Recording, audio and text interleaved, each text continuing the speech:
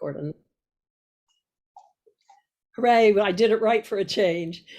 Hello to everyone who is watching. This is Jean Palin. You are watching Old Women Who Write features page.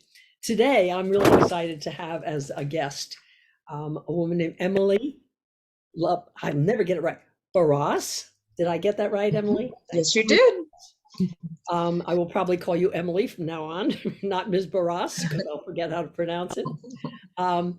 Emily spent the first 32 years of her career in the publishing industry, culminating in a job as a vice president and editor-in-chief at McGraw-Hill, which is quite the accomplishment, particularly for a female, let me say.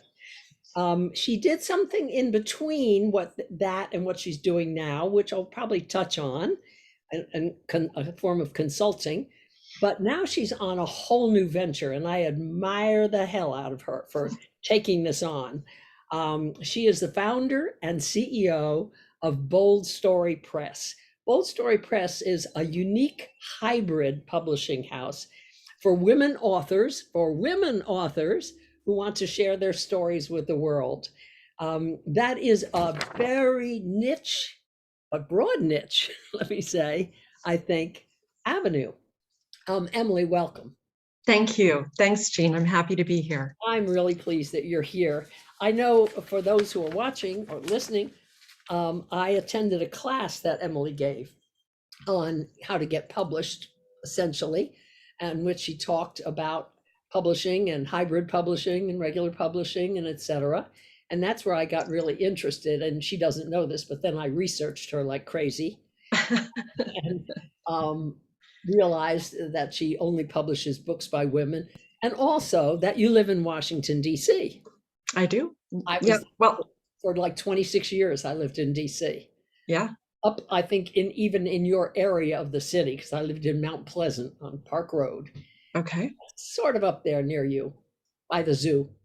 So, Emily, welcome. That was a long welcome, but welcome. Thank you. I'm happy to be here. Yeah, me too. Tell me first about what attracted you to the publishing industry to start with? Well, I grew up the middle child of a large Irish Catholic family. There were 6 children, and my mother was a librarian. And so we loved books. They were very much a part of our family culture. Reading was cherished time. You know, when my parents would read to us, we would cuddle in, you know, under their arms. And I remember on Sunday afternoons, my father would sit in the living room, the rare times we used the living room, and we would lie on the floor all around him, and he would read us, you know, the classics like Jungle Book and books like that. Treasure Island. Yes, yes. And my mother called the local library and had them make a specific stop in front of our house each week with the bookmobile. So the bookmobile came to our house every week, and we were allowed to take out 5 books each, and we all did.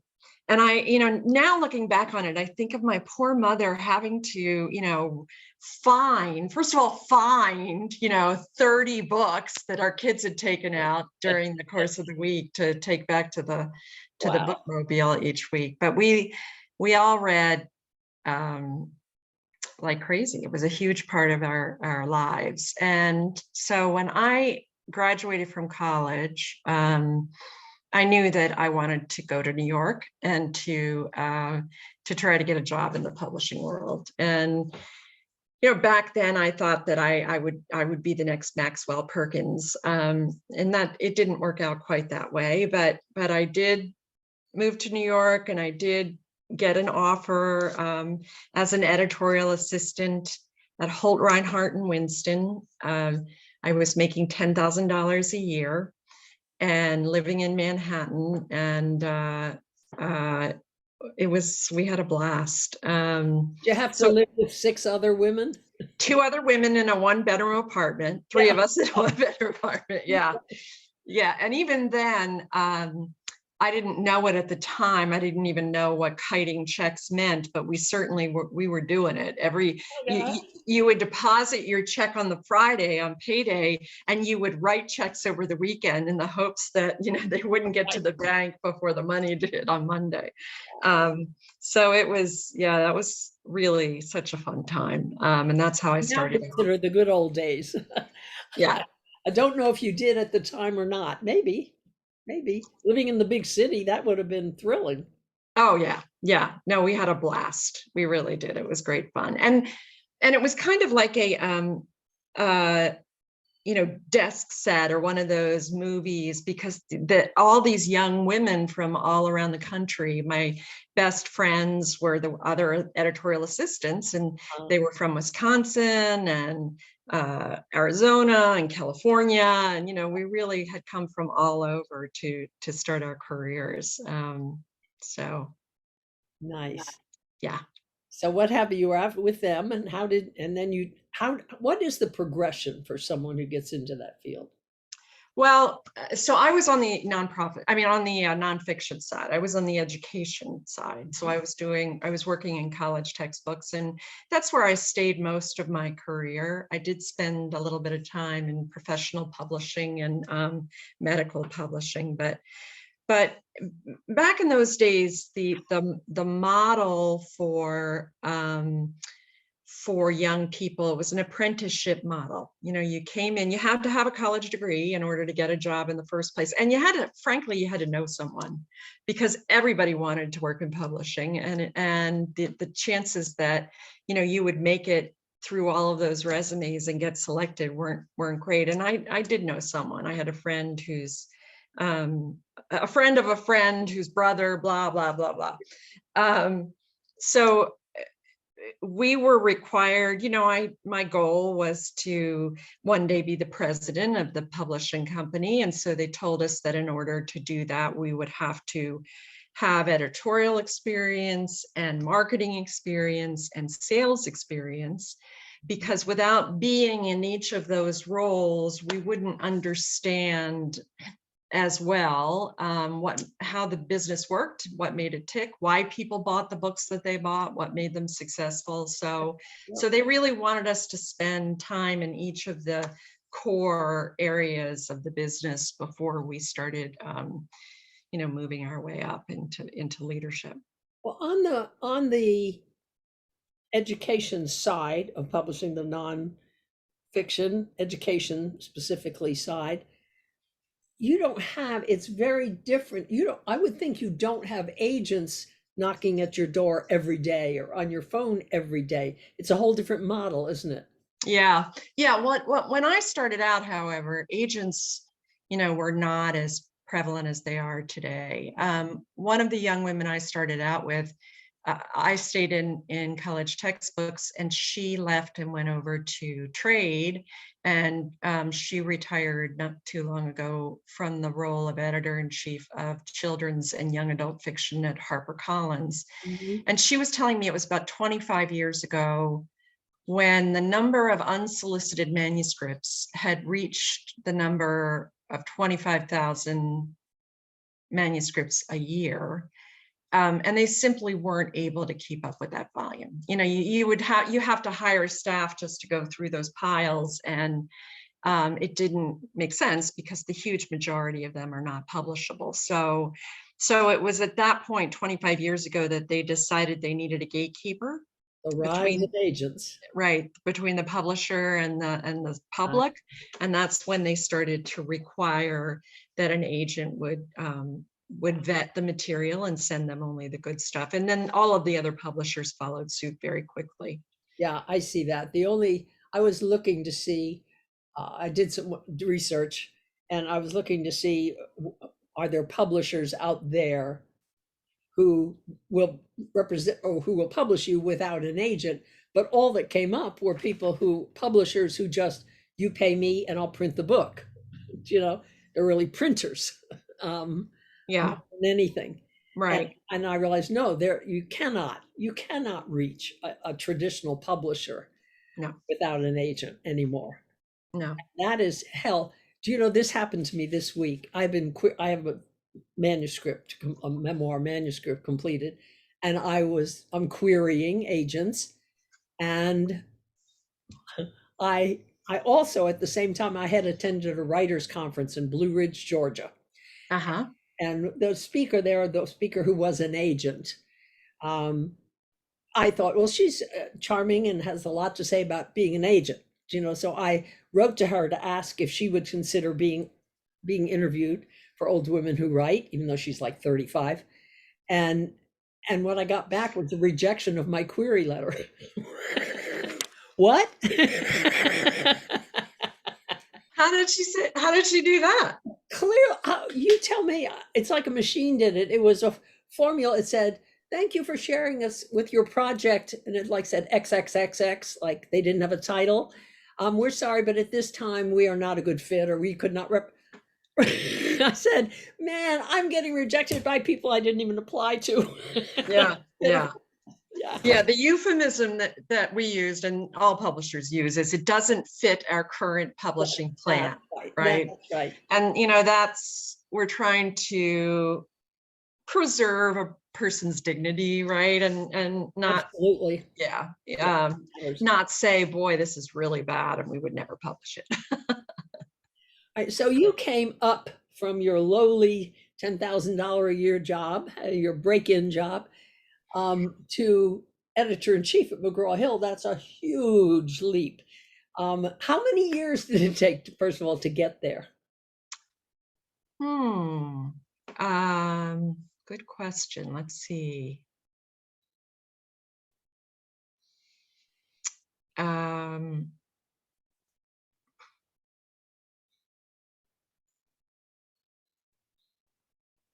28 years. Wow. Yeah. Wow. Yeah. And invested. McGraw-Hill has a number of businesses, publishing businesses under the umbrella McGraw-Hill. And I was editor-in-chief of one of those businesses, not the whole company. Yeah. And at the time that I was hired, I was the first female vice president in a line position, and the first, editor-in-chief, female editor-in-chief. So, and that was just 10 years ago. Oh my goodness. Yeah. Yeah. Well, let's talk about that for a while. And I want to ask you just a broad, wide open question, which is, was it difficult to be a female in the publishing industry? Was it overwhelmingly male? And what did that mean for you? Was it difficult? Yes and no. I mean, when I was working my way up in the industry, it was called, sometimes people would refer to publishing as a pink collar industry, in that the mid-level jobs, the entry level and the mid-level jobs were increasingly more female, and the management jobs were all male. Gotcha. And so men were definitely running the business, no question about that. And men were uniquely qualified for the job in a way that, I've thought a lot about this, because when I left McGraw-Hill, I started this business called Bold in Business. Mm-hmm. And I was teaching women, I wrote an 8-week class, and I was teaching women how to own their power in the business world. Oh, really? Yeah. And so I read an awful lot and did a lot of research and realized that culturally, it's still such a patriarchal culture that we all, grow up in and live in. And I would say it's still very strongly one, even for young girls growing up today. And it's still true that most of the books that anyone reads out there are kind of picked by men, right? Because men are still dominant leaders of the publishing industry. They are still in the leadership roles in media, in social media, in print media, and broadcast media. They are still the ones who run the business for textbooks, K through 12 in college. So everything that a girl and a young woman is exposed to is through this filter of the male, right? Through the patriarchy. And so women still today struggle with people-pleasing behaviors and perfectionism such that it stops them from taking risks. And, being successful in business is all about taking risks. Gotcha. And so what I saw happen, and it didn't affect me as much, I think, because I was the middle child of a large Irish Catholic family, and I learned at a young age that it was the squeaky wheels who got, the grease. And if I wanted or needed something, I had to first be heard. And so I learned to fight, to get my voice in there. And that, I think, helped me a lot in my career. But publishing at that time was set up in a way that young acquisitions editors, and I was an acquisitions editor, were told to think of their lists as businesses, right? And they were running those lists to grow the revenues in those programs. And so an example of that in trade publishing would be an editor who has the children's picture book market. And that might be a $20 million list. At HarperCollins, it's probably much larger than that at HarperCollins. But if a young woman was given that list as an acquisitions editor, her job would be to understand what made the books on her list successful and replicate that with new books, right? Go out and sign new authors and new books that would be successful and that would take market share away from successful books at other publishers.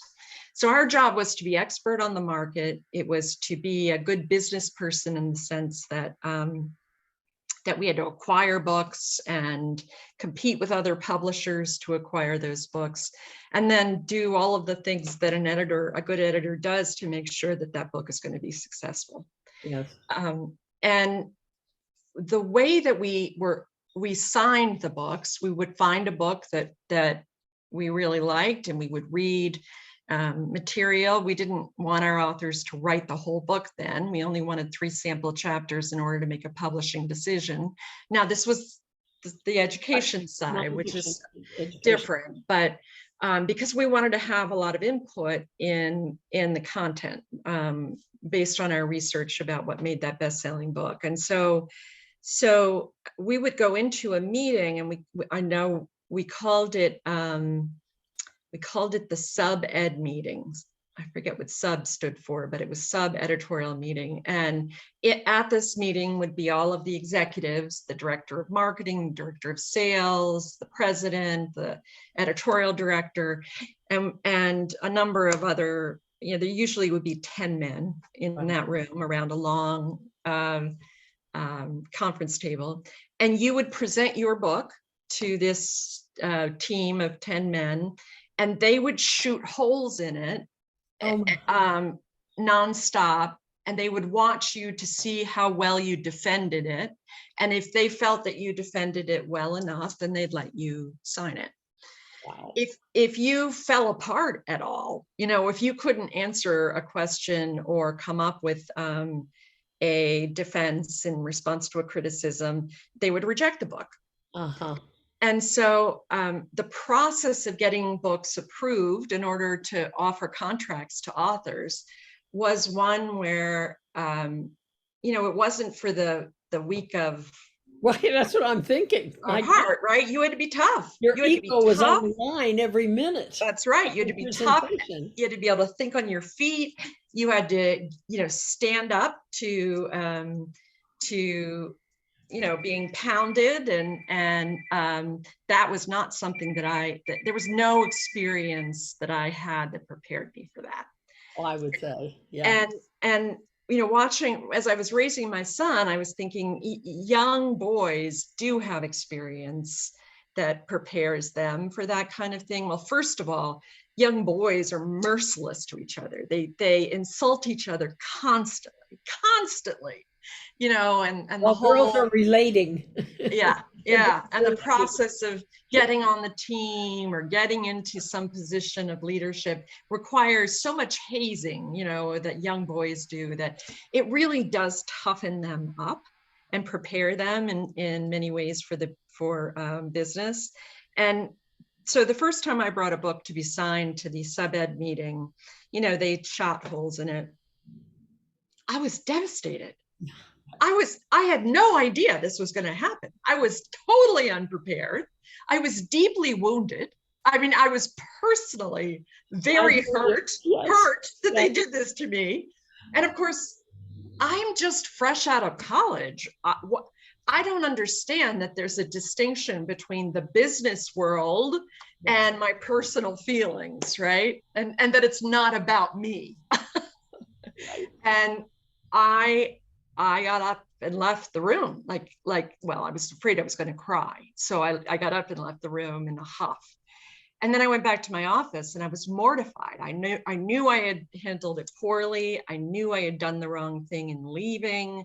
And I knew that I would never have credibility if I didn't do something to fix it quick. And so that day I went down to the president and said, may I speak to you? And I said, I know I didn't handle that well. And I just want to tell you that it won't happen again and that I'm going to learn how to do this thing. Mm-hmm. And he said, all right. And he said, so what happened? Were you afraid? And I said, yes, among other things. I was angry. I was afraid. I was totally unprepared. And he said, well, you know, I'm glad to hear that you recognize, you know, that what you have to do to change, but I wouldn't have made it had I not learned how to do that. And quite a number of women just couldn't do that. Yes. I have a real clear memory of my very first job as a civil rights attorney for the federal government. And I was like 38 when I started. And I had dinner one evening with a group of women from DC, all not power players, but you know, in the mix. And one of them was an advocate for women's athletics. And the next day was a sort of a hearing where she and I were on a panel together. And I was very comfortable and I was representing my Office for Civil Rights.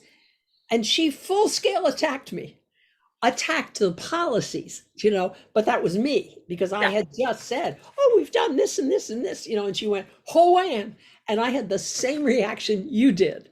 Yeah. I had never had anything like that happen to me before. And I took it so personally and I felt betrayed by her. Yeah. We had dinner together last night. She was perfectly lovely and gave me no warning, you know, it was a great lesson, lesson in how the business world works, the world that's traditionally men's world works. Do you know, it was a great lesson for me. And it's not a fair or accurate measure of, you know, the quality of the female editors with whom I worked who didn't understand how to maneuver this. And it wasn't a fair or accurate, you know, measure of how good their books were that they were bringing in, right? They just didn't know how to do this, right?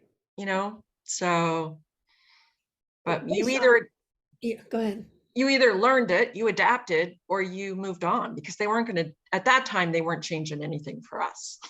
Gotcha. At that time, did you think, or did you have the experience in the trade market to know, or whether female authors were being treated the same as male authors? At that time,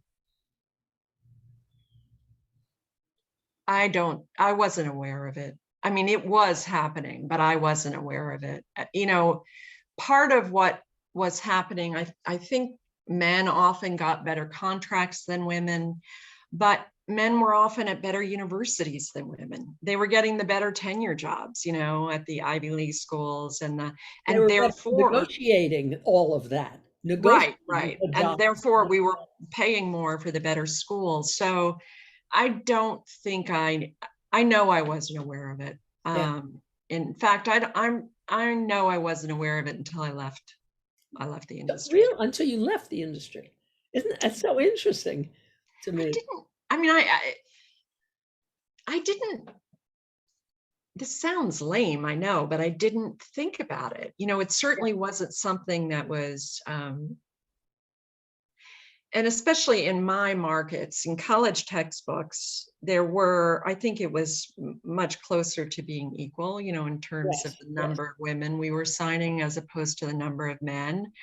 But I do know on the trade side that more male-authored manuscripts were sent for review to the critical review sites than women's manuscripts, and therefore more of them received reviews, which drove sales, and more were submitted for awards, that the critical awards that drove book sales and than women's books, and more male authors were signed.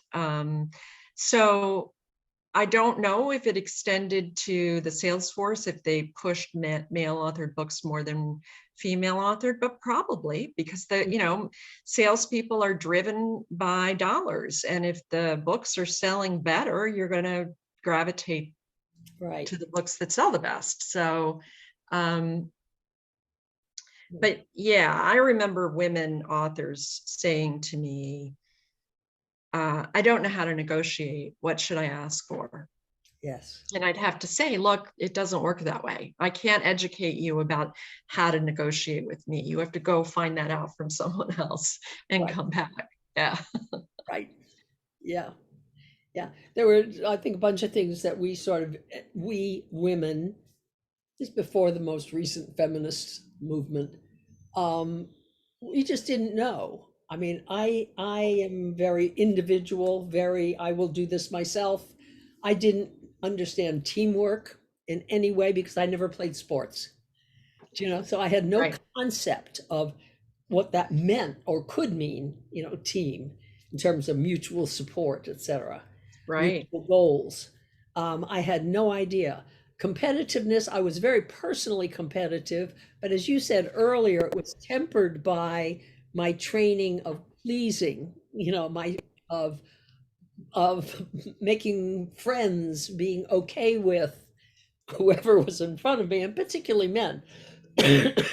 So it was all tempered by that. So I think we as a group, a little overgeneralization, but we were simply not familiar with a lot of the practices that breed success in your industry and many other industries.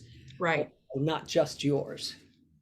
Right. And I remember the first time I was ridiculously old the first time I heard this, but it made my head explode. Someone said to me, it's none of your business what other people think of you in the business world. And that was like, yes. What do you mean it doesn't matter if they like me?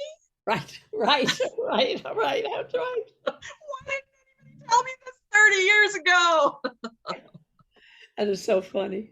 Yeah. Another one, I just got my mind blown just a couple of days ago by I don't know if it's a meme. I'm not sure I know what a meme is, but anyway, it was on Facebook, and it was an interview with some author, and God forgive me, a female. I don't know her. I don't remember her name. And she was asked by an interviewer. She had written like 4 novels and 3 plays and whatever, in the last 10, 15 years. And she was asked by the interviewer, how did you fit this in? With being, because she was a wife and mother, how did you make this happen? And she said, with all due respect to the issues women have, she said, until you start asking that of male authors, I refuse to answer the question. And that was another thing I realized that's so ingrained in us is the belief, underlying strong belief that we have a primary role in life, bearing children, whatever, and the secondary is the career. That is so ingrained. Yeah. You know, Yeah. it takes some Well, work. I mean, let's face it, it's also true, you know. Well, it's true. It's certainly true biologically. Yeah. It is true, right? But the missing part, of course, is partnerships.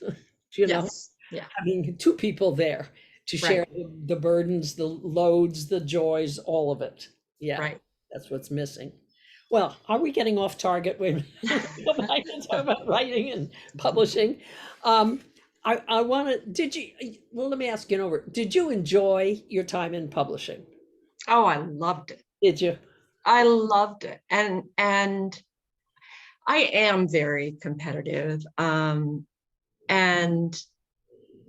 I do love to be challenged, you know, to really be pushed to, you know, almost have to stand on tippy toes to reach the success, right? To just like be pushed to the maximum of my ability. And I felt like I had that, you know, every day for 32 years. It Wow. was just, I mean, I remember working with authors, with the most famous book that I published that had wild success was Greg Mankiw's economics book out of Harvard. Mm-hmm. And Greg was my age. He might have been a year younger than me.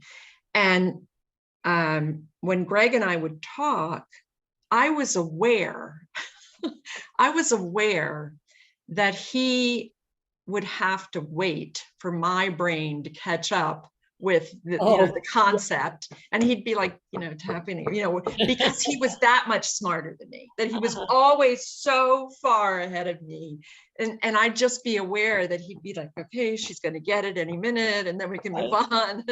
And I used to have to tell myself over and over again that he knows economics, I know publishing, Yes. I have a role to play here, you know. Yes. Oh, wow. Wow. But you know, that kind of challenge, you know, I was working with the smartest people in the country, really, you know, the people doing cutting edge research in disciplines across the board, and sciences, and it was, I loved it. I really loved it. That's really great. Yeah.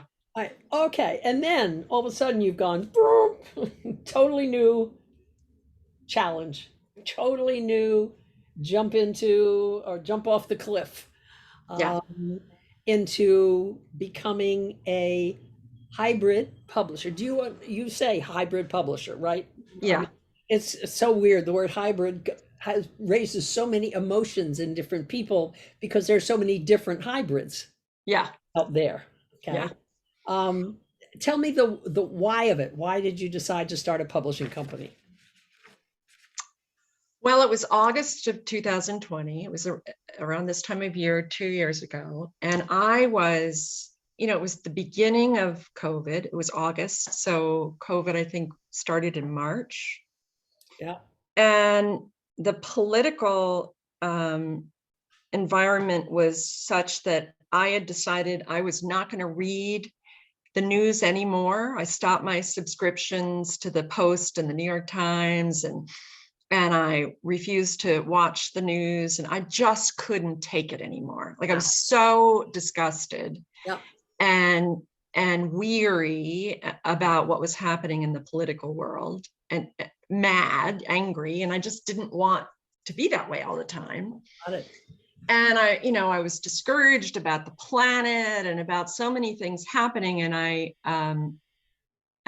just felt so strongly that if only half of the decision makers out there, you know, in Congress and all these other places that you know, I mentioned before, in the media, in, you know, print and broadcast media, in social media. I mean, the things that happen to women who speak up on social media, you know, with strong opinions, it's awful. It's not just bullying, it's abuse.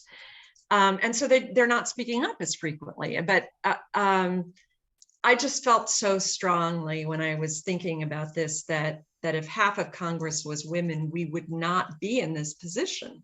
You know, we had so much bad behavior going on, and I'm certainly not anti-male. I mean, some of my favorite people are men, my son, my father, my past loves. I mean, I'm not anti-male, but I just felt like what we were seeing play out was bad behavior by men, and that if more women wielded power and influence, it wouldn't be happening. Yes. And so I felt like I just needed to do something in order to save my sanity. And I thought, now that I had spent several years in this area of women's empowerment and really reflected more on what, the hurdles, the unnecessary and unfair hurdles that women faced in the publishing industry, that was something I could do. That was something I knew that I was expert in, and that I could start a publishing company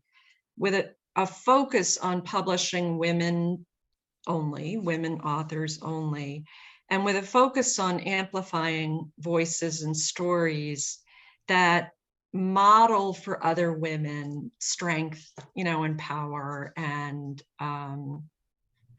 taking action. And so I started Bold Story Press in order to do that. And I didn't borrow any money from anyone. I didn't have a big pile of money, and so we started small, and we're still very small. It's a team of women. We all have 25 plus years in the traditional publishing industry. So it really feels like a family to us. We've signed 19 books now in the 2 years, and we've published 9 of those books. So we are very picky about the books we sign. We reject about 70% of them, 75% of them, and we love what we're doing, and we hope it has an impact in the world. I think that women do learn from each other and are influenced by having women role models, right? Role models of women owning their power. And I think for too long, those models have been male, and we need more female models. Great. Hybrid publishing, I mean, the basic, most important difference between hybrid publishing and regular publishing is that there is an author contribution, a financial contribution to the publication process. Right. Talk more about how hybrids work, and specifically how your hybrid works, how Bold Story. Okay. So the publishing industry, the traditional publishing industry, has operated historically operated on a model that is a little bit like gambling in the sense that it was always 20% of our titles paid for everything. Oh. And that meant that if we were publishing 100 titles that year, and usually our lists were much bigger than that, our annual list was about 350 titles. So if we were publishing 350 titles, then and each one had a sales goal, that would make it profitable for us, that only 20% of those books would actually make their sales goals. Wow. And that meant that those books underwrote all the losers, right? So those 20 titles would underwrite the other 80 books. And that's why the traditional model is set up the way it is. And that is that usually you get a small advance up front between $5,000 and $15,000, but that's not a gift. That's an interest-free loan, and that is recovered before royalties are paid. And then they pay for editorial design and all of the production and back office stuff. And then when the book publishes, they pay you a royalty. They do recover some of their investment in addition to the advance before they start to pay you that royalty. And then your royalty is usually between 8 and 12%.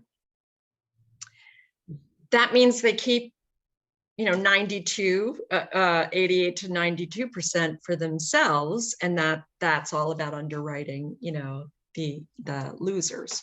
So they take on all of that risk on the front end. And it's why they take so much of the share of the profit. With a hybrid press, you're sharing the risk with the publisher. Essentially, you're putting money in, we're putting money and time in, and we go through the process. We have these expert editors and designers. If you're self-publishing, you get to keep all of the profit, but you have to find a good editor and a good designer, and that's not that easy to do. There are a lot of people out there who are scamming writers. And you have to do all the scut work of getting the ISBN number and getting it on Amazon and other. That's right.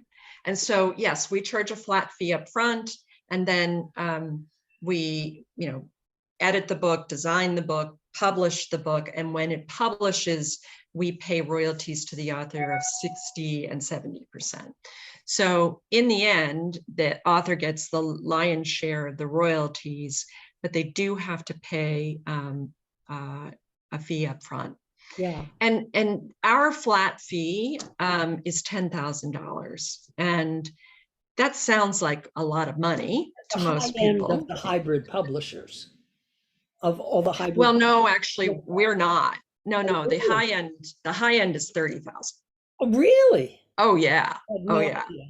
Oh, definitely. And so if you're going to have the same quality experience that we give, we are not the high end. We are the low end. But I haven't paid myself any money in 2 years. I mean, we are just getting by. We are not rolling in the dough at that price. So, really experienced, good people cost money, and we're selling a service, right? We're not selling commodities so it costs more than I think people realize. And so what does that upfront fee cover? What is the writer buying or investing in? It covers everything. It covers the editorial process. So most of our books, we don't charge any additional monies for editings. Occasionally we will take on a book that really needs extensive editing, and we will take it on with the condition that they will pay for that part of the editings. But normally it covers a developmental / copy edit. It covers the book design, the cover, the front cover, back cover, spine. It covers the interior design. It covers the metadata research, the converting files to the ebook platforms and loading the books onto those platforms. It covers distribution. And so we distribute through Ingram, which is the largest book distributor in the world. And it's Ingram that makes sure that the word of the book gets out to all of the independent bookstores out there and bookstore chains that are still there in English-speaking countries around the world. So we also cover, we give our authors templates to help them with promotion and launching the book. We educate them about, what needs to be done, but the actual promotion and marketing is implemented by our authors. Yes. And so if they think their book has great sales potential, we encourage them to work with a professional, a publicist or a marketing professional. Well, because I got confused about something when I was researching hybrid publishers. Some of them, 15 years ago, maybe, two friends and I published a couple of books through an early hybrid publisher called iUniverse. And it was fine. I mean, it was a okay process, but they were all about selling you additional services. So they had an editorial review, but that was clearly geared toward getting you to hire their people, and it was the same with everything. It was a big push. And you were simply a number in their books. Yeah. They Yeah. didn't give a rat's behind who you were or what you were trying to do or what the book was or anything. Yeah. So it's a very cold sort of thing. But I would say distributed, but they were a publish on demand or print on demand, excuse me, print on demand. Yeah. So where I got confused was when I was looking at your company and I didn't see anything about printing, but you said distributed through Ingram. How does the book get printed? I know that sounds weird.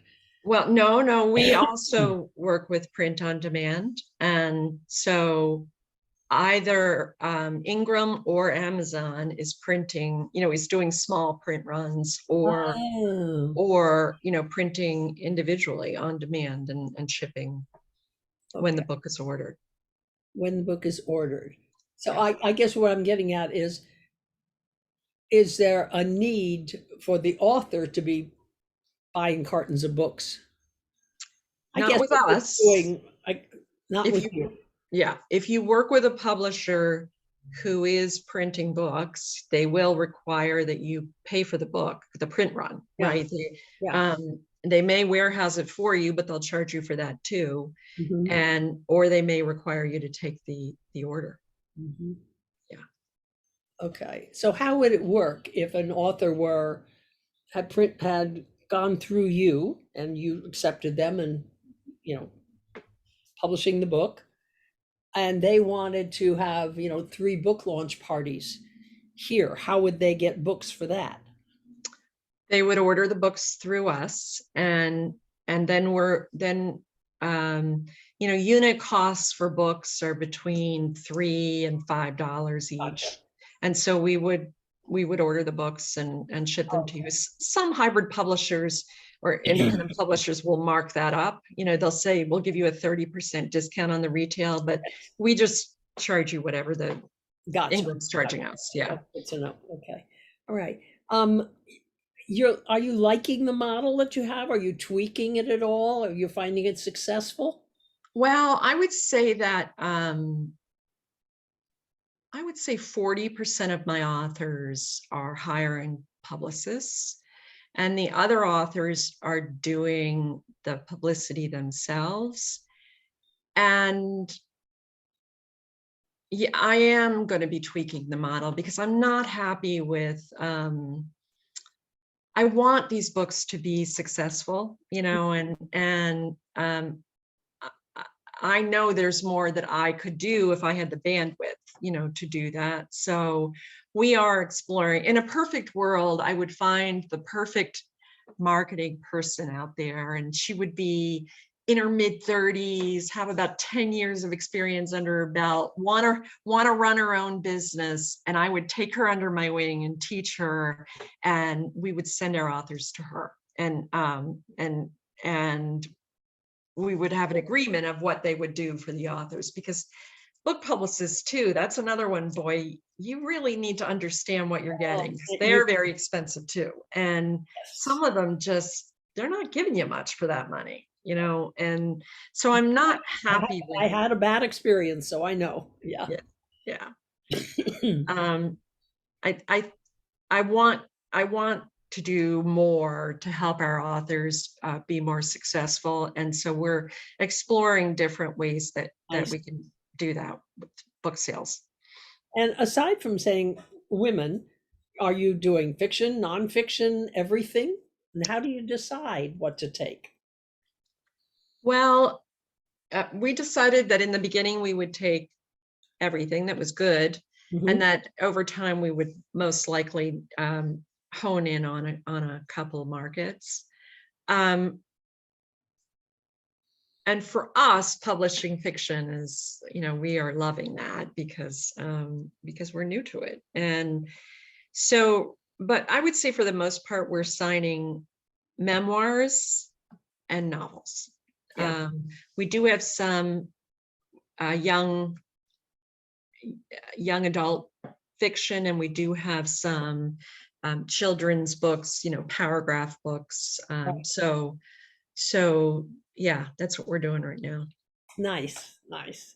I'm excited for what you're doing. I'm really lovely. I know how much the publishing industry has changed. It had become such a funnel like this, so that very few got published. And it was almost you had to be published sort of thing. And it was, and I think, of course, both the internet, social media, all of that has expanded it, but it was sort of disorganized, was my feeling. So I Right. think companies like yours are a really valuable asset, in this industry, in this world, and Oh, thank particularly you. for women. So I'm really pleased you're doing what you're doing. Thank you very much. Guess what? Time has flown by. I think we're over our usual 45 minutes. Is there, tell people how they can reach you, should they want to reach you? You can write to me at emily@boldstorypress.com. And that's probably the best way, Yeah, because I'll set up a call with you that way. And check out our website, boldstorypress.com, and come to one of our webinars, which we hold every month, and you'll find that on the website too. But great. we do hand select the people we're going to work with, and so far we just have the most awesome authors, truly. So we're very grateful. Lovely. Well, thank you, Emily. Thank you for being here. Thank you for talking to me about this. I know, the women who are in Old Women Who Write, the Facebook group, they're all writers. Many of them have self-published, and I've read almost everything that anyone in the group has written and Wow. self-published. And there are some really good stuff. And I think this has just gone to waste in the world because they don't know how to market. And it made me sad. That's why I'm very happy that you're out there. So thank you. Well, if you would like to have a webinar just for your group, I Oh, would be very happy to do that. And we can talk about the specific issues that your group faces in getting their stories out there, because I feel so passionately about this issue, getting more yes. women published. I am happy to help women with self-publishing, women who want to find that agent. If I can help you get there, I will. And so, yeah, so I'd be happy to do a webinar with your group if you'd like to do that. Thank you. Yeah. Thank you. And for those of you watching or listening, thank you so much for joining us on Old Women Who Write. I thank Emily, who's been a great guest and very educational for us. And we'll see you next time you come to Old Women Who Write.